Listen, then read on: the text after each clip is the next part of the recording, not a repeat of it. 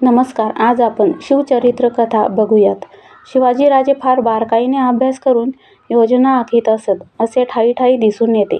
लहान मोठ्या कामात त्यांना येत गेलेलं यश पाहिलं की लक्षात येतं की या राजानं या प्रश्नाचा सर्वांगीण अभ्यासपूर्वक आराखडा तयार केला होता. योजनाबद्धता हा शिवकार्याचा आत्मा. हा अभ्यास त्यांनी कोणत्या साधनांनी केला हे सांगता येत नाही, पण महाभारतातील श्रीकृष्णापासून ते शकुनीपर्यंत साऱ्या राजनीतिवाल्यांची त्यांना अगदी दाट ओळख होती असे वाटते. कृष्णाच्या राजनीतीचा त्यांच्या मनावर फार मोठा परिणाम होता, यात शंका नाही. कृष्णनीतीचा राजकारणात अचूक उपयोग करणारा हा शेवटचा राजा. बाकीचे सारे कृष्णाचं भजन करणारे, देवळं बांधणारे अन नवस करणारे भाबडे भक्त. यावेळी मोगल राज्याची स्थिती उगीचच चिंताजनक झाली होती. सामर्थ्य प्रचंड होतं, पण राजपुत्राच्या स्पर्धेमुळे आणि शहाजहानच्या नाजूक प्रकृतीमुळे सर्व दरबारी संभ्रमात पडले होते. भयंकर पाताळयंत्री आणि महत्त्वाकांक्षी आणि तेवढाच ढोंगी औरंगजेब दक्षिणेत बिदर, नांदेड या महाराष्ट्राच्या सरहद्दीवरील भागात ससैन्य होता. त्याचे लक्ष बापाच्या आजारपणाकडे अन म्हणूनच त्याच्या मरणाकडे अत्यंत आस्थेने लागलेले होते. कोणत्याही क्षणी दक्षिणेतून दिल्लीकडे दौडावे लागेल हे औरंगजेब ओळखून होता, आणि हेच औरंगजेबाचे वर्म शिवाजीराजांनी अचूक हेरले होते. राजांना उत्तरेतून शहाजहानच्या तब्येतीच्या बातम्या येत होत्या. अशाच गंभीर बातम्या राजांना मिळाल्या. त्यांना खात्रीच पटली की हा औरंगजेब आत्तापासूनच दिल्लीकडे जाण्याच्या अधीर तयारीत आहे. आपल्याला हीच संधी आहे या मोगलांवर झडप घालण्याची. शिवाजीराजांनी गंमतच केली.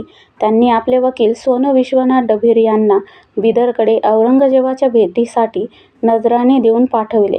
हेतू कोणाचा? औरंगजेबाला बनविणे. सोनूपंत औरंगजेबाला दरबारी रिवाजाप्रमाणे अदबीने भेटले. खरं म्हणजे अजूनपर्यंत राजांनी मोगली सत्तेला लहानसा वरखडाही काढला नव्हता. भांडण तर नाहीच, ते शक्यही नव्हते. मग सोनूपंतांचा नेमका मनसुबा कोणता? ते औरंगजेबाशी साळसूदपणे बोलले की कोकणातील आणि देशावरील विजापुरी आदिलशाहीचा जो मुलूक आमच्या कब्जात आम्ही घेतला आहे, त्याला तुमची राजकीय मान्यता असावी. म्हणजे राजांनी मुलूक घेतला होता आदिलशहाचा, अन ते मान्यता मागत होते मोगल औरंगजेबाची.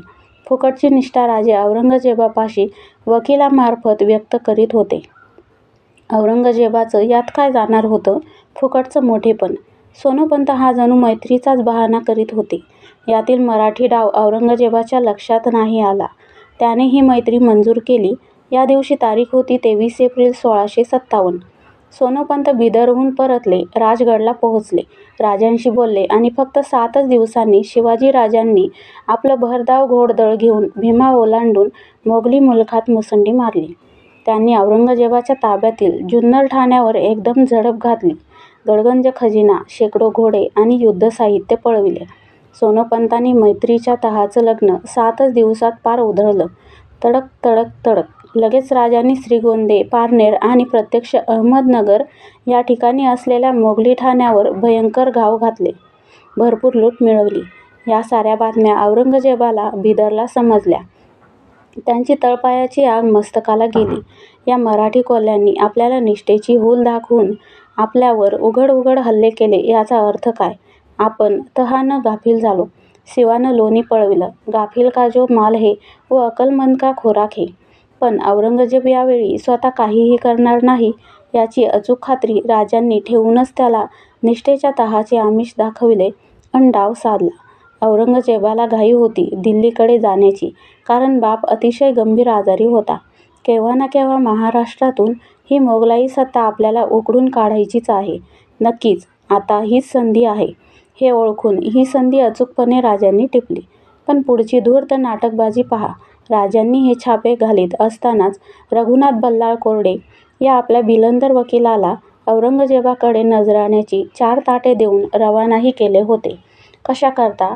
जुन्नर, नगर, श्रीगोंदे इत्यादी मोगली ठाण्यांवर आमच्याकडून चुकून झालेल्या दांडगाईबद्दल पश्चाताप आणि क्षमेची याचना व्यक्त करण्याकरिता. या वकिलाने चिडलेल्या औरंगजेबाची भेट घेऊन भरपूर पश्चाताप व्यक्त केला. केलेल्या गोष्टीची खोटी माफी मागितली. हेतू असा की दिल्लीची घाई लागलेल्या औरंगजेबानं जाता जाता देखील शिवाजीराजांवर लहान मोठासुद्धा घाव घालू नये. ही सारी कोल्हेबाजी औरंगजेबाला समजत नव्हती काय? होती, पण तो अगतिक होता. शत्रूच्या अगतिकतेचा असाच फायदा घ्यायचा असतो, हे कृष्णानं शिकविलं. शिवाजीराजांनी 17व्या शतकात ओळखलं. ज्या दिवशी आम्ही भारतीय कृष्णनीती विसरलो, त्या दिवसापासून आमची घसरगुंडी चालू झाली. शिवाजीराजांच्या दिशेने संतापाने पाहत अन फक्त हात चोळीत औरंगजेबाला दिल्लीकडे जाणे भागच होते.